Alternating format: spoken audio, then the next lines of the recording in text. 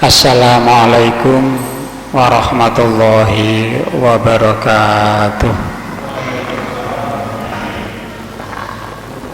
Bismillahirrahmanirrahim. Alhamdulillahi rabbil alamin. Assalatu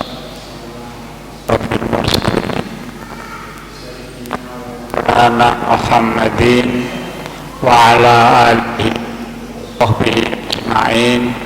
La haula wa la quwata illa billahil aliyil azim. Amma ba'du. Yang kami hormati bapak-bapak jamaah sholat maghrib yang dimuliakan Allah.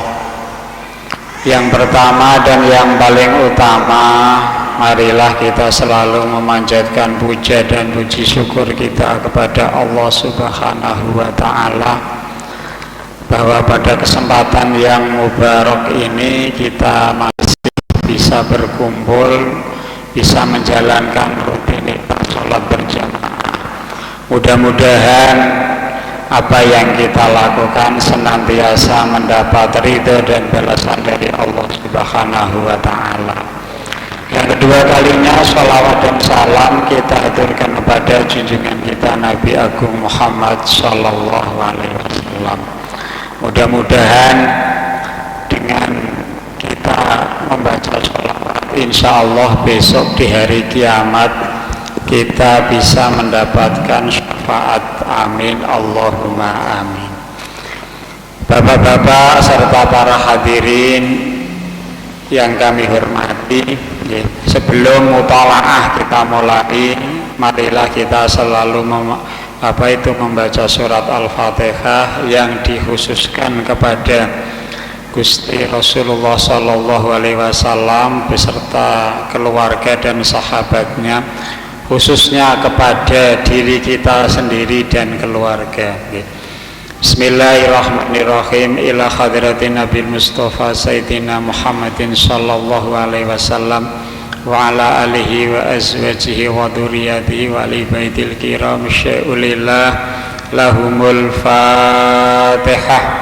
A'udzu billahi minasyaitonir rajim. Bismillahirrahmanirrahim. Alhamdulillahi rabbil alamin arrahmanir rahim maliki yaumiddin. Iyyaka na'budu wa iyyaka nasta'in ihdinas siratal mustaqim Siratal ladzina an'amta 'alaihim ghairil maghdubi 'alaihim waladdallin. Amin. Melanjutkan yang kemarin, panguripane lan tindak lakune Gusti Rasulullah. Gusti Nabi lahir ing ngalam donya wis dadi anak yatim. Jadi Rasulullah atau Nabi Muhammad lahir di dunia ini sudah dalam keadaan yatim, tidak punya ayah. Tur ora nerima warisan sangka ramane. Jadi Rasulullah itu tidak diwarisi apa-apa oleh ayahandanya Abdullah. Jangankan kok harta, karena Abdullah sendiri itu tergolong orang yang fakir miskin. Dene panguripane Gusti Nabi banget rupeke.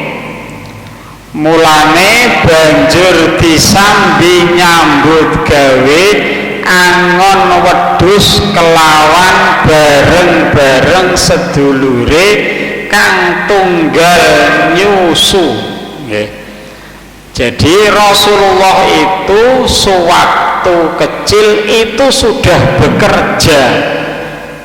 Kalau di zaman sekarang ada anak kecil kok sudah bekerja, ya pasti karena faktor kebutuhan.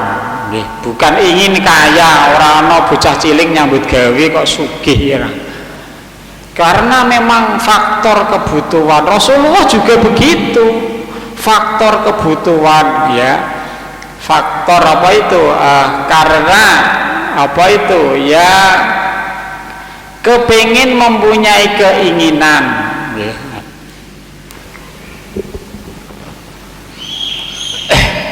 Lan nalika wis mulih nang Mekah uga nerusake buruh nyambut gawe angon wedhus. Karena dulu itu tuh orang kaya itu dilihat dari banyaknya peliharaan. Kalau orang zaman dulu Pak, zamannya Rasulullah itu wong sugih itu mesti duwe ingon-ingon. Kaya nek di Makkah itu ontanya banyak, dombanya banyak, itu mesti orang kaya. Kalau di sekitar kita, sekitar kita lah, kita tidak usah jauh-jauh, kita sekitar kita, orang kaya itu kan biasanya, ini biasa yang jamak lumrah, itu biasanya dilihat pertama rumahnya bagus. Nggak tahu itu uang dari mana, tapi kan orang luar menilainya seperti itu. Terus yang kedua, punya mobil. Terus yang ketiganya punya usaha dan lain sebagainya. Ini dilihat dari permukaannya saja. Toh begitu Pak Haji, kebanyakan lah. Kita tidak munafik. Orang kaya di sekitar kita. Kalau orang dulu zamannya Rasulullah, orang kaya itu apa itu? Punya peternakan. Sekarang juga ada punya peternakan, tapi kan tidak seperti dulu. Lah dulu itu saya punya guru ngaji Pak Kiai nih, namanya Pak Kiai Haji Mansur Jailani. Niku sugih Pak, tapi sugih niku duwe sapi, bahkan sapinya itu sampai tidak terhitung dan tidak tahu piro jumlah sapi ini. Dan niki nek Pak Rianto niku wong wetan niku nggih Pak, wong Pati, wong Kudus niku ingon-ingon sapi niku pun biasa nggih Pak. Wong sugih nggih duwe sapi Pak. Niku. Lah niku kaya gitu. Wong nate kula pangklet, niku pas ngaos kula pangklet. Pak Kiai nyuwun sewu.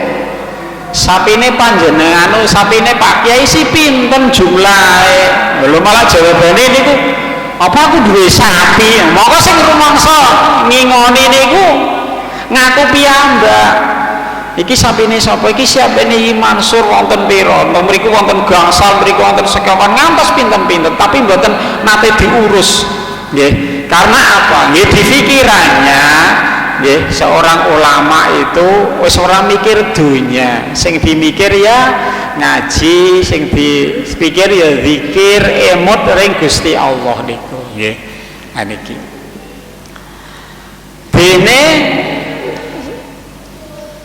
dene sesarawungane marang kanca-kancane kang padha laku maksiat lan padha seneng tukar padu, setitik baik Gusti Nabi ora ketularan.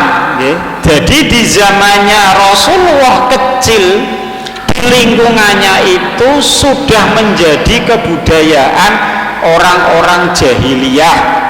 Penggaweane ya maksiat, pada padu, pada berbuat durhaka, pada nyembah berhala. Tetapi kecilnya Rasulullah tidak sampai dia itu ketularan, apalagi dia ikut-ikutan.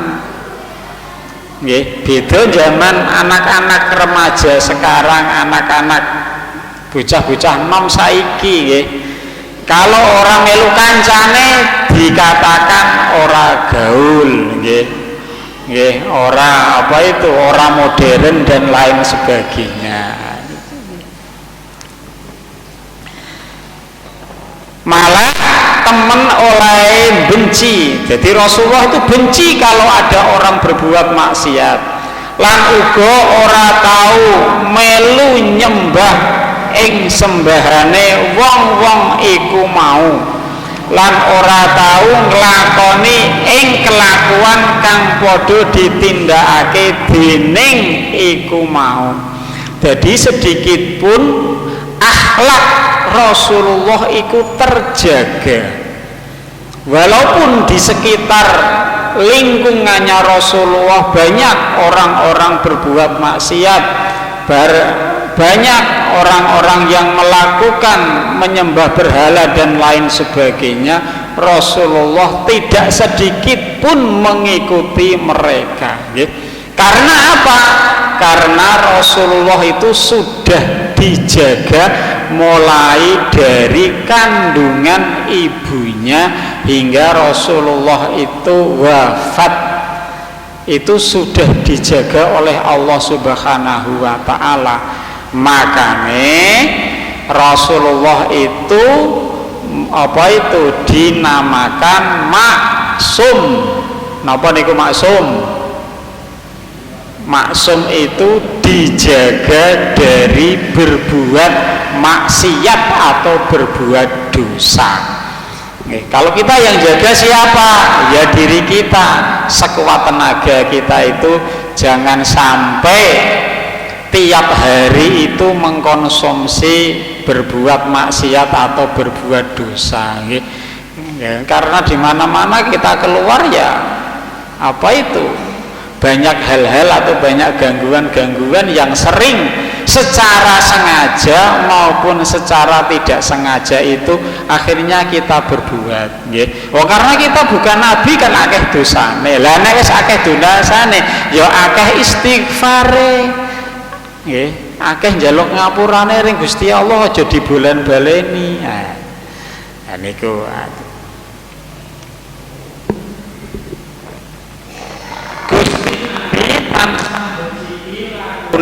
budi pekertine, nuweni janjine, lan jaga marang amanah kang kaya ngono iku katindakake dening Gusti Nabi wiwit isih cilik nganti tumekaning dadi nabi utusan Allah. Jadi sifat-sifat baik Rasulullah itu sudah dibiasakan dari beliau kecil sampai dengan beliau itu sudah dikasih SK oleh Allah menjadi seorang Rasul. Rasul nggih ana SK-ne, Pak. SK-ne Allah nggih. Lah kalau wali songo nggih, wali songo nggih. Ngertos nggih nek Pak Adenan apal wali songo niku jumlahe niku songo, Pak. Tetapi sebenarnya yang namanya wali Allah itu jumlahnya tidak terhitung banyak, Pak. Tetapi memang kali wali songo ini nggih, wali songo nggih. Kalau di Jawa Barat itu ada satu, namanya Sunan Gunung Jati. Asmane Fatahilah. Kalau orang Belanda menyebut itu Falatehan. Itu Sunan Gunung Jati. Di Jawa Tengah itu ada tiga. Ada tiga. Ada Sunan Kalijogo namanya Raden Syahid. Terus ke utara lagi ada Sunan Kudus namanya Syekh Ja'far Shadiq. Terus ke puncak lagi ada Sunan Muria namanya Raden Said. Nah niki berarti 4. Yang 5 ada di Jawa Timur. Ada di Jawa Timur sebagian besar di kota Surabayanya, di sebagian lain itu ada yang di ada yang di Bonang, ada yang di Tuban dan lain sebagainya, itu ada 5, jumlahnya 9. Saya pernah tanya, Pak, sama pengurus Yayasan Sunan Kudus, ternyata Wali Songo itu ada SK-nya Pak. Nggih. SK-nya itu dari Timur Tengah, karena kalau menurut Habib Lutfi, Wali Songo itu termasuk masih ada darah Rasulullah, keturunan Rasulullah, keturunan dari istri Rasulullah yang sekapan wonten niku. Kalau ngaji ke Habib Lutfi Pekalongan niku mesti cerita mesti itu Pak. Lah niki. Lah Jawa menjadi sumber Islam terbesar karena ya didukung oleh Wali Songo itu. Nah, niki sejarah Pak. Ya, kita harus tahu. Nah, niki, nggih. Ya. Terus yang selanjutnya cerita kang nerangake bakal ana nabi pungkasan. Nggih. Dan jadi cerita kang nerangake bakal ana nabi pungkasan. Kejaba ayat-ayat Al-Qur'an kang wis nerangake ing benere Gusti Nabi dadi nabi pungkasan. Jadi Al-Qur'an sebelum diturunkan kepada Rasulullah itu sudah menerangkan bahwa besok itu ada nabi yang terakhir atau nabi pungkasan. Ciri-cirinya seperti ini. Ya, itu sudah diterangkan dalam Al-Qur'an. Maka Al-Qur'an itu belum diturunkan kepada Rasulullah. Itu sudah menerangkan seperti itu. Ing kitab Taurat lan kitab Injil uga pirang-pirang keterangan kang ngandhakake yen Gusti Allah bakal ngutus nabi pungkasan. Nggih.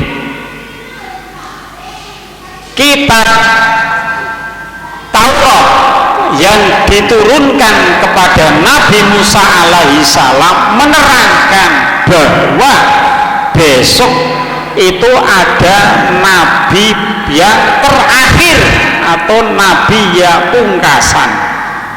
Nggih, itu. Terus kitab Injil ya yang diturunkan kepada Nabi Isa alaihi salam juga sudah menerangkan bahwa besok itu ada nabi yang terakhir. Pak, sekarang itu Injil dening keterangannya tidak seperti itu. Sekarang Injilnya sudah dirubah. Sudah dirubah. Injil yang asli itu masih ada Pak. Nah, sekarang kan ada yang namanya kitab Injil gitu, ada Injil Barnabas, Injil apa dan lain sebagainya. Itu sudah rubahan Pak. Misalkan cetakan itu sudah cetakan yang keberapa, ada hal-hal prinsip yang di situ dihilangkan. Ya. Makanya maaf ini banyak para pendeta itu yang tidak hafal Injilnya itu banyak Pak. Bahkan mereka tidak hafal. Tetapi kalau Al-Qur'an setiap menit setiap jam itu mesti ada orang-orang yang lahir hafid atau hafal Al-Qur'an. Makanya Al-Qur'an itu tidak akan bisa berubah. Isinya ya sama dari dulu hingga sekarang, isinya sama. Itu Al-Qur'an Pak. Yeah. Nah, makanya Al-Qur'an itu kitab sebagai penyempurna kitab-kitab yang terdahulu. Jadi kitab Zabur, Taurat, Injil, nah itu disempurnakan. Isinya ya hampir sama dengan Al-Qur'an. Isinya ya itu ada ibadah, ada muamalah, ada ajakan, ada siksa dan lain sebagainya seperti itu Pak. Lah Al-Qur'an itu lebih detail isinya ya. Nah ini gini.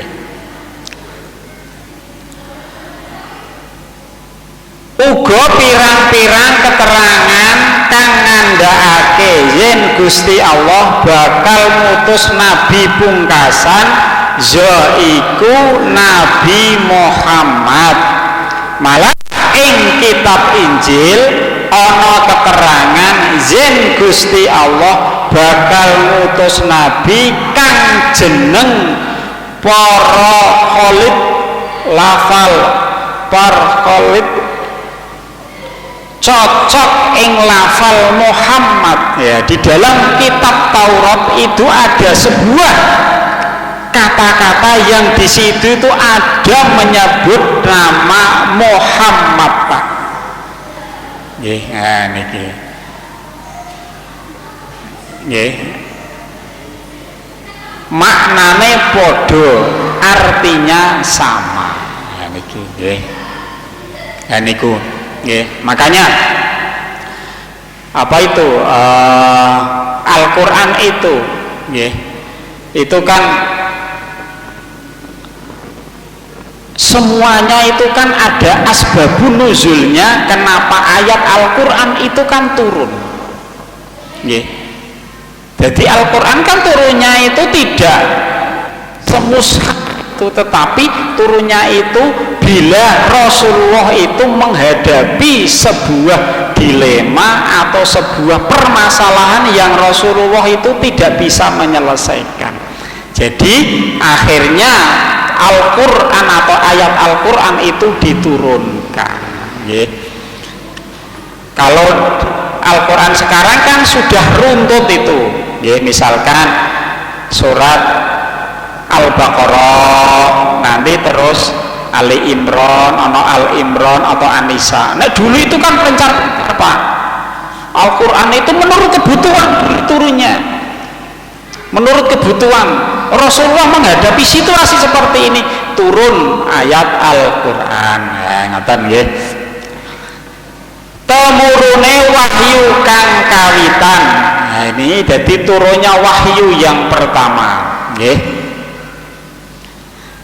Kalau wahyu yang pertama sih suratnya surat napa? Mas Erik suratnya surat napa, Mas? Rasulullah. Al-Alaq nggih, Al-Alaq nggih. Bareng Gusti Nabi wis sampurna umure 40 tahun, banjur diutus dening Gusti Allah marang wong sak donya.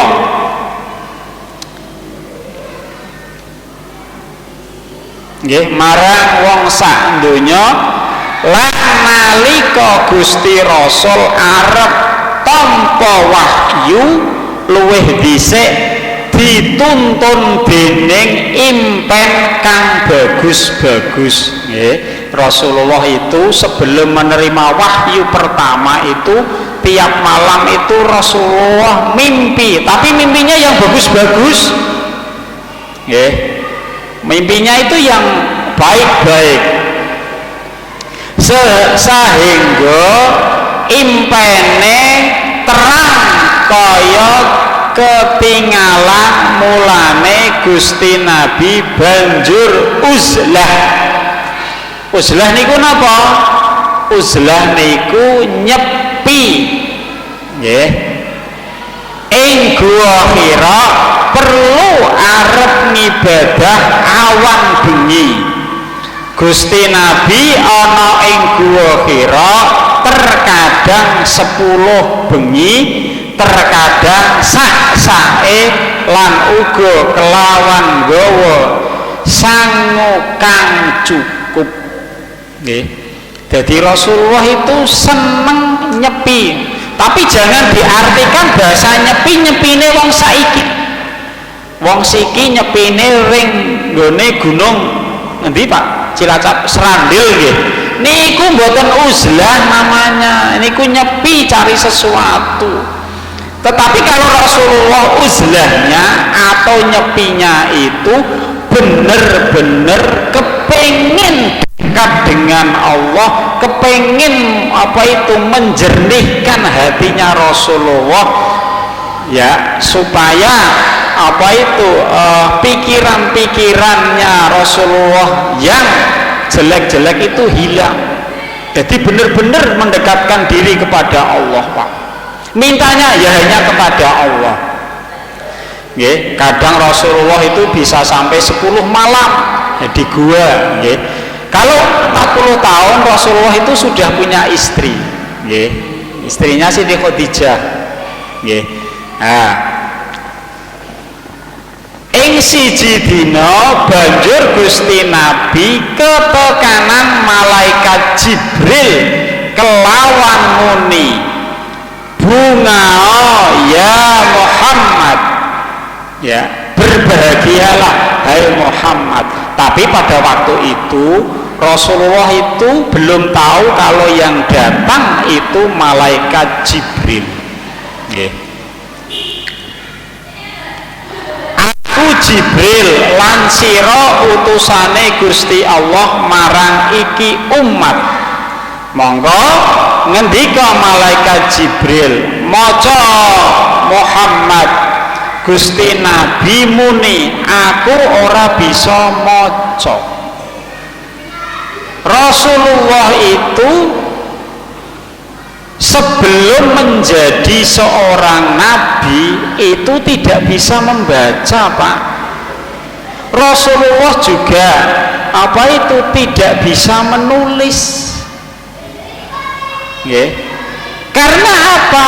Dikhawatirkan kalau Rasulullah saat itu bisa membaca, bisa menulis Al-Quran, nanti perkiraan orang-orang kafir Quraisy Al-Quran itu bikinan Nabi Muhammad. Jadi Allah tuh sudah menjaga sampai segitunya, ya.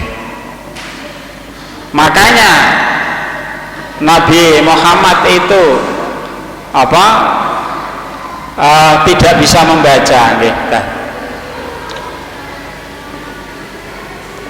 Aku ora bisa maca. Banjur Gusti Nabi disikep. Bahasane disikep napa? Ya disikep, dipeluk, nggih, dipeluk, disikep. Disikep kelawan sak temen-temene lan dikon muni maneh. Bareng wis ping 3 ora bisa jawab. Banjur malaikat Jibril muni, Iqra bismi rabbikal ladzi khalaq khalaqal insana min 'alaq Iqra wa rabbukal akram alladzi 'allama bil qalam 'allamal insana ma lam ya'lam, nggih.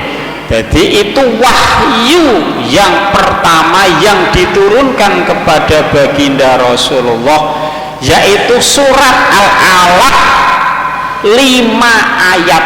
Kok bukan sekabehane, Pak? Oh, ya sedikit-sedikit, ya. Makanya kan ayat Al-Quran diturunkan kepada Rasulullah itu kan berangsur-angsur. Jadi ini surat Al-Alaq 5 ayat.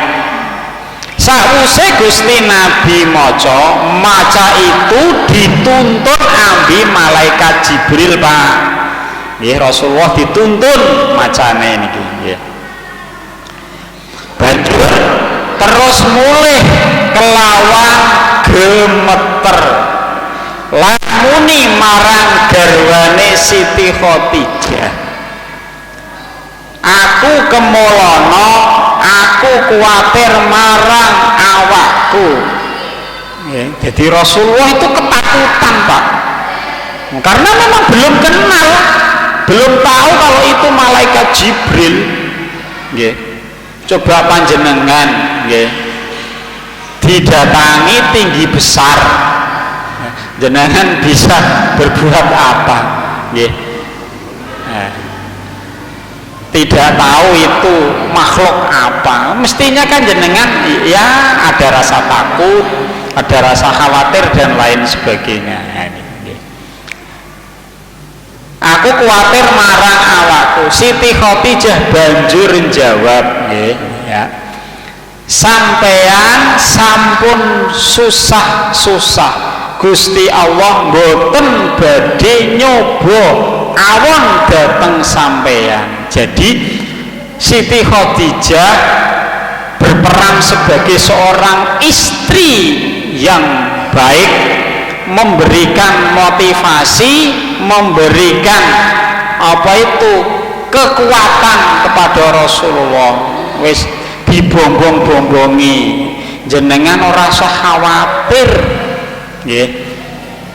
Allah itu tidak akan mencelakakan kamu. Nah, ini kan istri yang benar seperti itu. Kalau ada suami yang susah, ya istri berkewajiban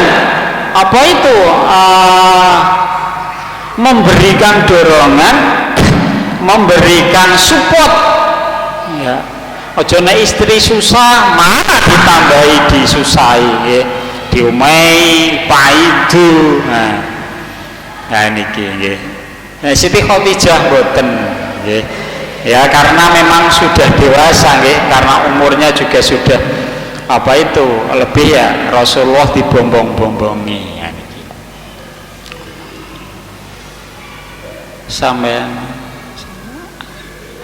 Gusti Allah mboten badhe nyoba awon dateng sampeyan ahli nepungi sanak, ahli mitulungi, ahli hormat dayuh nggih. Sampeyan mboten nate kelampahan awon, setan mboten badhe ngridu sampeyan, sak temene sampeyan sampun dipun pilih Gusti Allah badhe ndadekake kaum sampeyan sangka pituture Siti Khadijah Gusti Rasulullah kerasa tentrem atine nggih. Jadi dibunga-bungai. Setelah itu Rasulullah hatinya menjadi tentram. Oh, jadi itu yang datang kepada saya ya sama-sama makhluknya Allah. Terus Gusti Rasul diajak dening Siti Khadijah menyang anak lanange pamane kang jeneng Waraqah bin Naufal. Waraqah bin Naufal ini pendeta, Pak. Nggih, pendeta Arab nggih. Yaiku sijine wong kang ahli nulis kitab basa Ibrani. Nggih, bahasa Ibrani. Bahasa Ibrani niku napa? Ya yang dipakai Injil itu kan bahasa Ibrani, Pak. Nggih.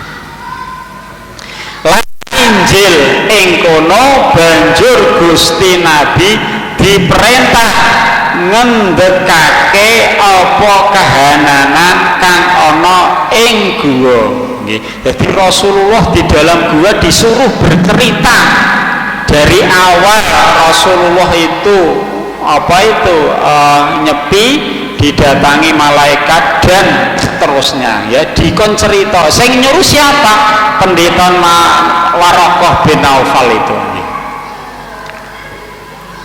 Sawise Gusti Nabi kondo banjur Waraqah muni, yen kang teka marang sira Muhammad yaiku padha bae kang teka ing Nabi Musa lan ing para nabi-nabi kabeh.